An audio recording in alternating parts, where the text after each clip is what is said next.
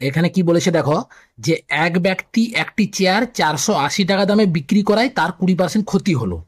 25% লাভ করতে হলে তাকে কত টাকা মূল্যে বিক্রি করতে হবে? সে প্রথম কি করেছে না, 480 টাকায় বিক্রি করে দিয়েছে। 480 টাকায় বিক্রি করে দেওয়ার জন্য কি হয়েছে না, তার 20% লস হয়ে গেছে। 20% লস মানে কি? 20% লস মানে হচ্ছে 100 - 20, অর্থাৎ 80%।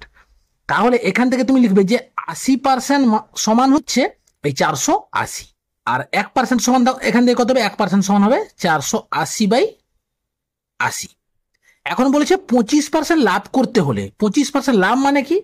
100 + 25, তাহলে তোমাকে 125% বের করতে হবে। 125% সমান কত না, 480 × 125/80। তাহলে একটা শূন্য কাটলো, 8×6 = 48, 125×6 কত? 750। তাহলে এত টাকা, অর্থাৎ 25% লাভ করতে হলে তাকে 750 টাকায় বিক্রি করতে হবে। তাহলে অপশন ডি হচ্ছে রাইট আনসার।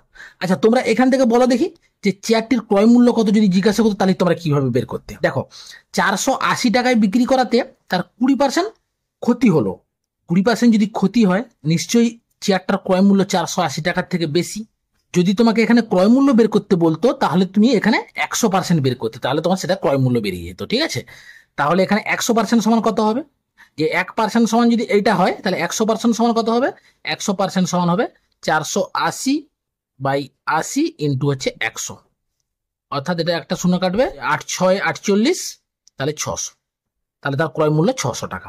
ক্রয় মূল্য 600 টাকা, 480 টাকায় বিক্রি করেছিল, তাই তার 20% ক্ষতি হয়ে গেছিল। 25% লাভ করার জন্য তাকে 750 টাকায় বিক্রি করতে হলো। এটা তোমার চাইনি এখানে ক্রয় মূল্যটা। যদি তোমাদের পরীক্ষায় ক্রয় মূল্য আসে, তাহলে তোমরা 100% বের করবে। ঠিক আছে, এটা প্রায় একই রকম অঙ্ক। তাহলে এটার অ্যান্সার কত হবে তোমরা কমেন্ট বক্সে লিখে জানাও, এটা তোমাদের হোমওয়ার্ক থাকলো।